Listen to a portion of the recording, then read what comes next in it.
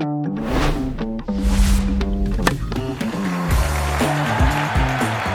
right, welcome to another Quick Hit Served podcast. Thank you all for watching our little kind of pop-up episode a couple of days ago. The response was awesome, so we decided we're going to do it again. And obviously on the heels of these wonderful semifinals that we were able to watch, we are going to do a finals preview on the men's and women's side. So let's get right to it. This will be the quickest show that we have ever done. Book it. But here we go, off and running. Let me start with what I got completely wrong, right? I'm going to tell you if I get something right, and I'm going to tell you when I get something wrong. I picked Andreeva over Paolini, and that was a horrible call, apparently. I guess my only defense is we're kind of still learning what kind of games affect Andreeva negatively. I think she's probably shown that she can handle when the ball is hit hard and flat through the court. When it gets up and away, Paolini's spin profile, pretty intense, as intense as anyone on the women's side. This side of Iga Swiatek, who we will get to in just a moment. So completely wrong on that one. Sorry, folks. Hopefully you didn't bet on it. And if you did, tough shit. But I thought she looked great. I was a little Paolini wasn't on the top of my mind coming in. She had won a Masters 1000 this year, had gotten to a career high ranking. She's number 12 seed coming into this event, but the lead up on clay had been pretty average. Had kind of found her form through playing doubles with former French Open finalist Sarah Errani, and they are in the doubles final as well against none other than Coco Gauff, who we will also talk about in a little bit. So Paolini playing great. My apologies, not that anyone gives a shit, but missed that one completely. Got the Iga Coco match right, along with most other people. No surprises there. We'd covered at length matchups versus form. Matchups dictate when two people are in form, as Coco and Iga are and were. It's just a tough one for Coco, and it's just extremely lopsided. I was able to draw a direct line to my own frustrations in my matchup and head-to-head with Roger Federer, amongst others. So if you haven't heard the episode from 2 days ago and that sounds interesting to you, go back and give it a listen. I have first world experience of getting your ass handed to you many times by someone, even though you're playing well. The matchup just doesn't favor you. Therefore, you have to up your risk profile, try different things that are outside of your comfort zone, and all the while execute them to perfection because you are playing the best player on earth, which Iga Swiatek is. Paolini's superpower. She can create heaviness on the forehand, that spin profile that we talk about with Rafa, with a Casper Ruud. She is able to create that. She is not tall. She is under 5'5", but can pack a punch. Very strong, very steady, moves well. The only problem in this matchup, and I will admit that I have underestimated her the entire tournament. Me picking Iga in this match is not an underestimation of Paolini like it was against Andreeva. I've realized my faults, but also Iga is Iga is Iga is Iga. Paolini, when she can get it up and away on most, Iga actually has that extreme grip and can do it right back to her. She can create that spin profile on that forehand as well as get inside the court. On the backhand side, Iga is able to step inside of the court. She actually prefers to hit it there. She is not one that drifts back to give herself time. She smothers the court. So long story short, that spin profile will not affect Iga as much as it does most, and Iga will be inside of the court taking absolute cuts. She will be in control of 70 to 80% of the rallies from the word go on her own serve. Paolini is going to have to take some cuts on return. She has to find a way to get control of these rallies, which is much easier said than done against Iga Swiatek. I like Iga. I liked her from the beginning of the tournament. Not exactly going out on a limb. I think she was everyone's pick at the beginning. But she has been better than advertised, better than as hyped as she was coming in, better than the form coming in. This is the best she's looked all year. And listen, but you lace them up and you play them because you never know. Maria Sakkari kept the airs down. Iga was a little nervous in 2021. And Iga played a bit of a tight match against her and lost in the quarterfinals. That is always a possibility. Iga is one of the best front runners of all time, similar to Roger. When Roger got a lead, he rarely gave it up. You feel like if he breaks early, you're going to have to catch up to him, and it was very, very hard. Iga's the same way. The first 15 to 20 minutes of this match are incredibly important for Paolini. If she gets down 3-1, 4-1 in that first set and Iga starts rolling, even tougher than it is normally, which is very tough. I like Iga going away for her 4th Roland Garros title, 5th major overall. And a quick reminder, people like Justine Henin, people like Maria Sharapova have 5 slams. That's the company that Iga will keep. She will pass. She's already passed someone like a Lindsay Davenport. She will pass our friend of the show, Kim Clijsters. That's the territory she's living. If she wins against Paolini, she will be 2 short of one Venus Williams on the all-time slams record, and all at 23 years old. So she is creating quite the legacy. I liked her at the beginning of the tournament. I liked her at the beginning of the year, and I like her tomorrow in the match against Paolini. But I humbly say I completely underestimated Paolini in this tournament. Hell of a run to the finals. And listen, you're always in with a puncher's chance, right? Always in with a puncher's chance. I was not the best player on the court in the 2009 Wimbledon final, and I was 2 points away. That is the type of situation that Paolini wants to put herself in. All you can ask for is a chance, and maybe you land a few punches. Iga gets a little nervous. I don't think that will happen, or at least if she is nervous, she will be able to control it. I like Iga going away. The men's, I picked Zverev over Ruud. That ended up working out. Ruud got off to a fast start, but something was going around. I feel like tennis is, there was something in Madrid. People were going down like flies. There was something in Paris. We saw Sabalenka dealing with some sort of stomach viral issue the other day. Casper Ruud was dealing with something similar with stomach issues and general energy issues. Who knows if he felt worse 2 days ago when Novak defaulted against him? Maybe that would have been worse. Maybe he was recovering. I remember a specific time, I think it was the 2011 US Open.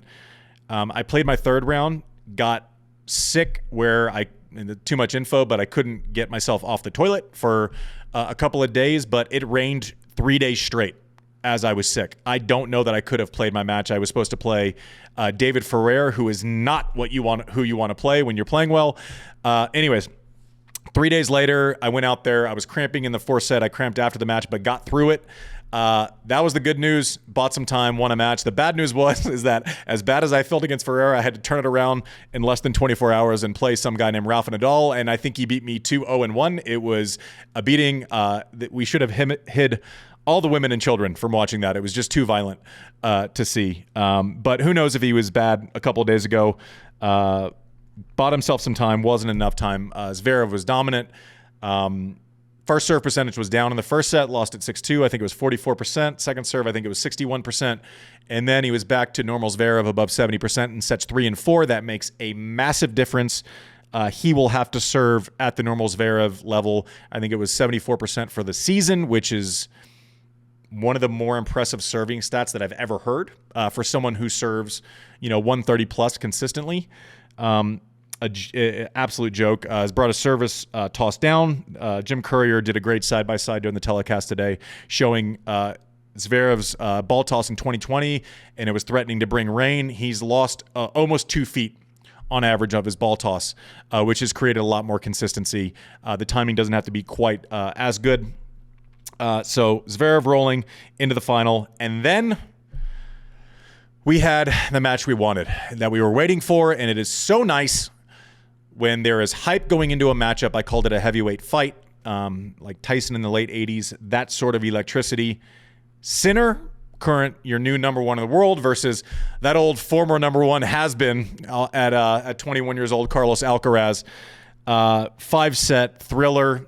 Sinner dealing with some physical issues. And I told you once what I got wrong with Paolini. It was just completely wrong. One of the things I was realizing I didn't give enough credit to with Jannik Sinner's situation coming into this, we basically said, okay, Alcaraz injured, Sinner injured. Can they overcome and find some form? Great. Not all injuries are equal. An injury to your forearm doesn't stop you from doing leg work, from doing endurance, from doing foot drills, from basically keeping your fitness where it needs to be, right? You're not hitting as many balls as you need to. Match play helps that, but there's no chance that Carlos Alcaraz came back and he hadn't been putting in the road work with his legs. Sinner dealing with a hip injury, you can't put in that stress level on your legs coming into a tournament. What I think happened was we saw Sinner cramping. I've never seen him really in dire straits like that physically before, at least not in the kind of more recent past. When you have a hip issue, which is big enough for you to basically pull out of your home event in Rome, there is something there. They saw something on an MRI. There is something on a scan that they did not like, where even though he had all the momentum, pulled out of Madrid after he'd won a couple matches, pulled out of Rome, it looks like he wasn't able to put in the physical work necessary to play 7 matches, 3 out of 5 sets. What he was hoping for is to potentially close that match out in 4 sets and then potentially, just get through it in the last one. But I don't think I gave enough credit to not being able to do road work when you have a hip injury. Not the same as Alcaraz with the forearm injury. I said on the last episode, I chose Sinner at the beginning of the tournament. So on that basis, I wasn't going to switch it because I thought Alcaraz might have been a 51% favorite this time. But just what an insane match. I mean, just the ability for these guys to move. They're with regularity hitting forehands at triple digits. There are a lot of pros that don't hit second serves at triple digits. Like it's absurd the amount of power they can create. I can't explain to you how easy they make it look and how hard it is to have an open stance sliding two-hander where you slide 6 feet, you are 7 feet behind the baseline, and you're fully extended, and you can create enough pace to either pass someone who, by the way, is one of the best players in the world, and or get neutral in a rally. And they do it time after time to where it looks easy. Techie Sean, producer Mike, and I were rapping right before we came on, and I said, I almost want to go out and videotape me trying to do that. Not that I'm them. I understand I'm not. But I was number 1 in the world. I won over 30 times on tour. Me trying that would look stupid. It would look so idiotic. It is so hard what they are making look easy. And I cannot wait for the next 10 years of this rivalry. The way that the matchup is, they're just different enough with the way they play. Sinner can go through the court, creates more speed more often from the baseline. Alcaraz mixes it up. A looper, a drop shot, then he takes your head off. He has the speed in there, but he kind of unleashes it at different times. Sinner's rangier, Alcaraz's pure speed. It's just so much fun to watch this matchup. And in the vacuum of the big 3/big 4, to have these two come out and match up stylistically, we're spoiled as tennis fans. There was no, we thought it was going to be a heart rate monitor, right? Big 3, then you go down. We've kind of maintained, not saying these guys are the big 3, not saying they have the accomplishments of the big 3, not saying they will have the accomplishments of the big 3. The level that they can play is on par. The longevity is a question mark, right? And I'm not saying they're better. I'm not saying, but they can reach that peak level. It is phenomenal to watch. It's the type of rivalry, as a casual tennis fan, right? I watch that match and you're just in awe, but I think it's the type of rivalry that has the potential to be a crossover rivalry and bring more fans in, Totally. And they're responsible, hardworking humans. They just get it. They're in on it. They're humble, even though they, most of us wouldn't be if we could do the things that they do. They are a credit to the game. I do think Alcaraz is serving better than he has all year. There is a little bit of an adjustment there. The elbow looks like it's getting up higher. It used to kind of be a down, and it would be like a jackknife to where it almost looked like a V motion. He would take it straight down and then straight up, and he would kind of get it. It seems like it's a more rounded take back with that right arm. He's getting it into a better position more consistently. The kick serve completely changed the dynamic of that match where he was kicking Sinner way out wide and then able to create space in the court. When Rafa was prime, he could make the court so much wider, right? You had to cover 3 more steps on both sides. Alcaraz was able to do that against Sinner today. I think he will be able to do that against Zverev. So as we project forward to Zverev, Alcaraz, I like Alcaraz in this matchup. Zverev has beaten him in slams twice. Alcaraz has beaten him in a slam once. Zverev knows what to do, knows how to beat him. Beat him in Australia this year, but Alcaraz, I feel like, was searching for something at the end of last year. And and then into this year until Indian Wells. They played, Alcaraz went right through him at the U.S. Open last year, like lopsided. It was straight sets. I'll get the numbers slightly wrong, 3-4 and 2 or something, straightforward. Beat him in Madrid when he was in full flight in 22. I think it was 3-1. And then Zverev beat him a couple years ago here at Roland Garros, when the first year where we thought Alcaraz might be the favorite. All that being said, Zverev's not going to be frightened of the matchup. We don't know if he can get across the finish line. I still think there's some scar tissue from trying to serve out the U.S. Open and not doing it and kind of double faulting a couple times famously. But I think Zverev is picked up right where he left off in Rome, has played a hell of a tournament. It seems like that match against Rafa where we were all worried about it was about a year ago now. So he has handled a very, very tough draw, has played a bunch of different styles. And has done well. Saved himself against Griekspoor. He had no business winning that match. Was down 2 breaks in the fifth set. Played like a donkey that day, but gave himself another chance, survive, advance, and now he has a shot at the title. Couple things to look at. That kicker that Alcaraz had so much success with against Sinner. If there's one shot that Zverev hits better than Sinner consistently, it is that backhand. So he will be creating space into a strength of Zverev. Ruud tried it, and it just didn't have enough bounce on his serve. It was at night, not during the day. Obviously, this final will be during the day. I think that helps Alcaraz. Alcaraz is going to create space. Zverev likes to dig in 6-7 feet behind the baseline, not miss, but then can drive the backhand enough to not get himself in trouble. Alcaraz will expose that with drop shots early. He will make him come in. He will make him at least think about where he has to position himself for success. So Zverev is going to be able to roll that forehand. Alcaraz will have enough forehands in the middle of the court where he can hit it. Imagine this being the scenario that you have to defend, guys. Option 1 on the same take back, right, is I can hit it triple digits on a forehand to either side, and you're 8 feet behind the baseline scrambling to the corners, or I'm going to play the ball 26 feet in front of you with a little dropper off the same take back.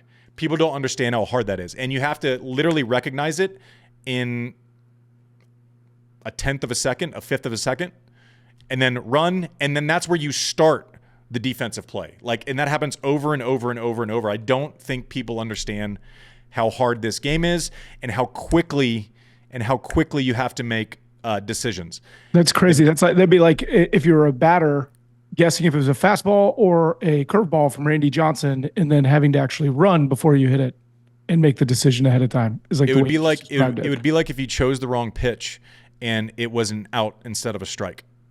Yeah. There's no margin. You can't walk. The strike zone's not this big. It's this big. Oh, by the way, you're a baseball player, but you also have to cover 12 feet on each side of you. And it's not a barrel. Obviously, we're not playing with a barrel and a bat, so that's good. But I don't think tennis gets enough credit for just how hard it is, how your eyes have to work, how your body has to work. Oh, and by the way, you have to be able to do it for 6 hours in the heat 7 times over the course of 14 days. Is Alcaraz's game perfectly designed to neutralize, these 6'6" guys with all the length and all the power? No, I don't think anything's perfect for that. I do think he has the ability, like Sinner, like Roger, Novak, to take the racket out of their hands, right? So I think we're dealing when I look at Alcaraz and the way he's playing, he can lose. Like he lost to Medvedev last year in the semis of the U.S. Open. He lost to Zverev in the quarters of Australia this year. But it's just different when he's in full flight, right? Like when he is at his top level and not trying to find something. It's a different thing. His forehand is jumping right now, and he is able to unload. But when his forehand is working and he's not making like chippy little errors on his backhand, because he can miss that sometimes because he has an aggressive mindset and he almost gets too aggressive on that side sometimes. But when he cuts his errors down 10-15%, which is kind of the delta when he's playing well versus when he's not, I don't know what you do, right? And if he's serving well and able to extend the court to where all of a sudden you're hitting your first return, you're getting a hit on it, but you're 4 feet outside the doubles alley, 8 feet behind the baseline, and if you don't hit it perfect, you are literally having to cover 25 feet the other direction, right? So that's what, I could make returns all day, but when I was playing someone like a Rafa or a Roger, I also knew I had to stick it, right? It wasn't good enough just to make it. Like, why is he missing returns? Well, because making it doesn't do anything, because then they're just have a forehand in the middle of the court and you're eating crow, right? You have to be able to stick it. Andre was the same way. If you left something hanging, you were dead. So they made you kind of up your aggression 10%, 20%, which manifests in more errors, more often than not. I like Alcaraz because he's just in full flight. I love the way he got off to a little bit of a slow start against Sinner. I think he's been the best player in this tournament thus far. But Zverev's been the best player over the last 3 or 4 weeks. I just can't bet against Alcaraz when he's in the form that he is in. I think his serve is a little bit better. He served pretty. Our first show out of the gate with this podcast was an Australian Open recap, and I said I was concerned about Alcaraz's serve. I didn't like it. It wasn't getting through the court. It didn't have enough snap on it. He's getting some action. He wants it to be sunny. He wants it to be dry. He wants, everything that he does, he wants it to be jumping, right? That's why he does well in Indian Wells. That's why he does well in Madrid. No disrespect to Zverev, who has played a hell of a tournament. He came in with a target on his back, and he has delivered. So I like Iga. I like the Chuckster. I hope that Sinner gets the time he needs. I doubt, and I'll probably be wrong, but if he does still have that hip issue, Techie Sean, you were watching, and I think you were spot on. I don't think it felt great today. I think there's still something that's bothering him, but he tried to play the French Open maybe before his fitness level was ready, which is what you do. What's the other choice? Not playing it. I mean, he gave himself a look at the basket. The 4-set goes his way, and all of a sudden he's got a shot at the title. Right decision, but also needs time to not only get healthy, but to build up his fitness level. We'll see. Is this... It's crazy to say because they've only been on the scene for a couple of years now.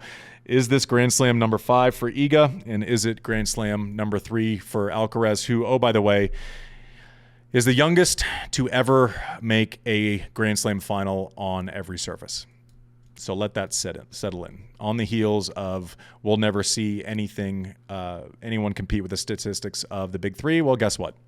He's the youngest to ever to finish a year at number 1. And he is the youngest to ever make 3 Grand Slam finals on every different surface. So, Iga, Alcaraz, thanks for checking in. This is your preview. We're going to do a full recap show, so run through, basically digest the entire 2 weeks of Roland Garros. We're going to have our friend Kim Kleisters on to give her takes. We're going to have John Wertheim from Paris as well. It'll be an extended show on T2, and we will get into the weeds. I hope you enjoy watching the tennis this weekend. I know I will, and we'll see. We're pretty lucky to be watching this era, the last era. Tennis is in a real good place. Thanks for watching, sir.